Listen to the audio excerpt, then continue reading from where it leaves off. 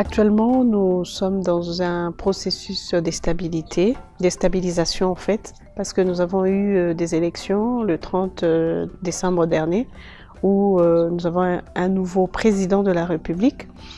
Et nous sommes en train d'attendre, sur le plan politique d'abord, nous sommes en train d'attendre la nomination du nouveau gouvernement. Et ils sont en train de mettre sur place un nouveau Parlement, un nouveau Sénat. Et tout ça sur le plan politique, ça nous donne un peu d'espoir pour voir qu'un changement peut être possible dans les jours à venir.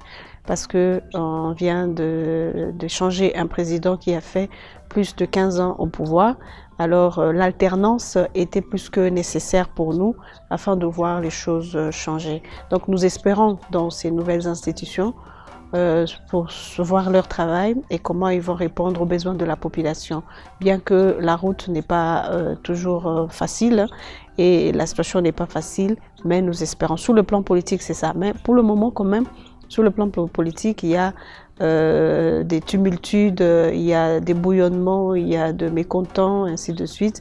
Mais on essaie de voir ce que ça va donner. C'est ça la politique actuellement, contextuellement dans notre pays. Sur le plan économique, la situation n'est pas rose.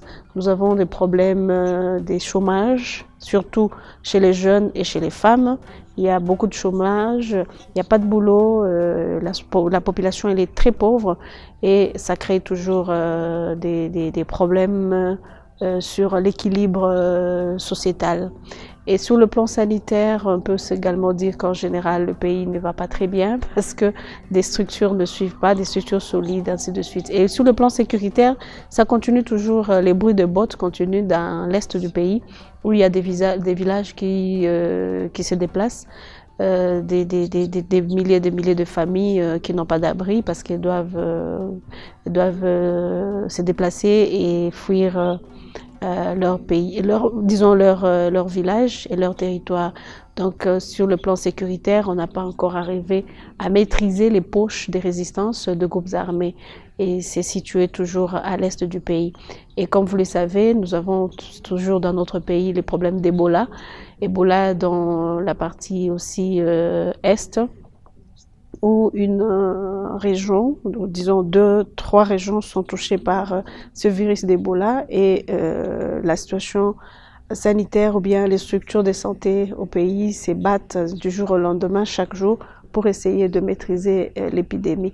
Donc en bref, on peut dire aussi que la situation n'est pas très bien maîtrisée au Congo, que ce soit sur le plan politique, sécuritaire, économique, donc tout reste à refaire et tout reste à penser, de structurer et de mettre sur place des mesures draconiennes pour essayer un peu de donner plus de solutions à des problèmes et de rendre une vie plus meilleure à la population.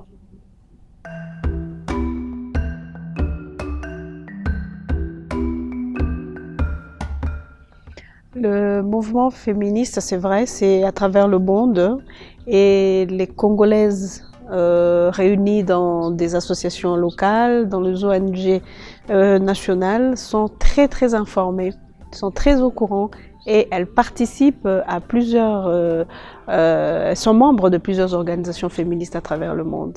Donc la femme congolaise a réussi quand même à se trouver une place avec sa lutte, avec son combat et elles font partie de plusieurs synergies à travers l'Afrique, à travers le monde et travaillent ensemble avec des mouvements féministes. Donc nous sommes vraiment très informés par rapport à ces mouvements féministes. Mais chez nous, au Congo, en fait, nous avons choisi de ne pas faire du féminisme radical parce que nous avons réfléchi et nous sommes dit que ça ne servira à rien d'être radicaliste. Il faut être ouvert pour essayer de résoudre plusieurs conflits et prévenir au fait des problèmes qui peuvent surgir suite au radicalisme. Donc lorsque les mouvements féministes sont radicaux, donc c'est-à-dire on ne voit que la femme et on ne voit pas l'homme, et là on crée d'autres problèmes et donc on arrive et on ne résout pas nécessairement le problème à la base. Qu'est-ce que nous voulons juste? Nous devons nous poser la question. Nous voulons une société juste, nous voulons une société égalitaire où hommes et femmes doivent vivre ensemble. On ne peut pas avoir un monde où les femmes sont ont des droits uniquement, ou on ne peut pas avoir un monde où les hommes ont le droit uniquement, ça ne marche pas. Donc il faut avoir une société où l'homme et la femme sont ensemble et ils ont le même droit et les mêmes obligations. Et donc être féministe ne veut pas dire seulement travailler pour la cause de la femme. Non, c'est plutôt travailler pour une vision. Et la vision est laquelle? La vision, c'est un monde où hommes et femmes, on va vivre ensemble en se respectant mutuellement et en vivant un respect de droits 50-50.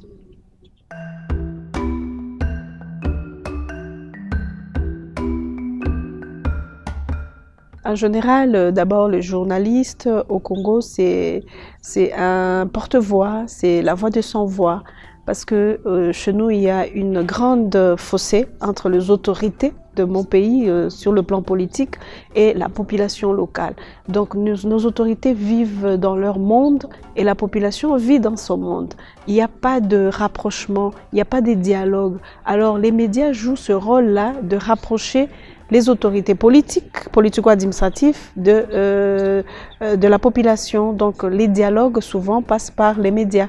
Si une autorité, un ministre veut parler à ses assujettis ou bien à la population, c'est de communiquer à la radio, ainsi de suite. Donc les médias sont là justement pour jouer ces ponts-là. Et les médias, leur rôle, c'est aussi de dénoncer certains faits de société. C'est aussi de parler, de travailler pour la paix. Et donc le rôle de médias au Congo, très souvent, c'est des rôles de rapprocher la population aux dirigeants. Et maintenant, quand on est femme, ça devient autre chose parce que on a plusieurs challenges, on a plusieurs problèmes en tant que femme d'abord et en tant que journaliste. Parce que dans mon pays, les journalistes aussi jouent un rôle de dénonciateur. On dit toujours chez moi qu'un journaliste congolais, c'est un défenseur des droits de l'homme. Et lorsqu'on est femme, on devient doublement responsable en tant que femme et en tant que journaliste. Et ce n'est pas très facile parce que, également, avec ce que nous avons comme coutume rétrograde, du machisme qui vient s'y ajouter où la femme n'a pas le droit à la parole, la femme ne doit pas faire ceci, la femme ne doit pas être là où il y a les hommes, la femme ne doit pas être invitée là où il y a un dialogue, une discussion. Donc voilà, la femme doit faire face à tout cela. La femme journaliste doit faire face à tout cela. Et nous avons réussi quand même à nous reconstituer nous, en tant que femmes journalistes. Et le travail de médias n'est pas facile parce que ça t'amène à accéder à des endroits difficiles, ça t'amène également à faire un travail compliqué et la femme doit faire face à tout cela. Et souvent, on se heurte. Là où l'homme doit faire des efforts, la femme doit faire encore quatre fois plus des efforts. Aujourd'hui, on a compris, aujourd'hui les femmes sont fortes, les femmes journalistes sont fortes et ils ont développé des mécanismes de protection, des mécanismes de travail et c'est sur base de tout ça, de toutes ces difficultés d'accès à l'information, d'accès aux médias, que les femmes ont créé l'Association des femmes de médias pour justement créer ces plateformes et pour donner la voix aux femmes. Parce que aussi les médias ne donnaient pas la voix aux femmes, les femmes ne parlaient pas aux médias et donc on devait tout faire pour essayer de finaliser ou bien de mettre la main sur ce problème-là et les résoudre. Donc, être femme, être journaliste en même temps, c'est pas du tout facile au Congo. Mais, comme je l'ai dit, comme je l'ai dit toujours, la femme congolaise a une force intérieure, je sais pas, supérieure à la moyenne, qui l'amène à résoudre ses problèmes et à chercher toujours à aller de l'avant.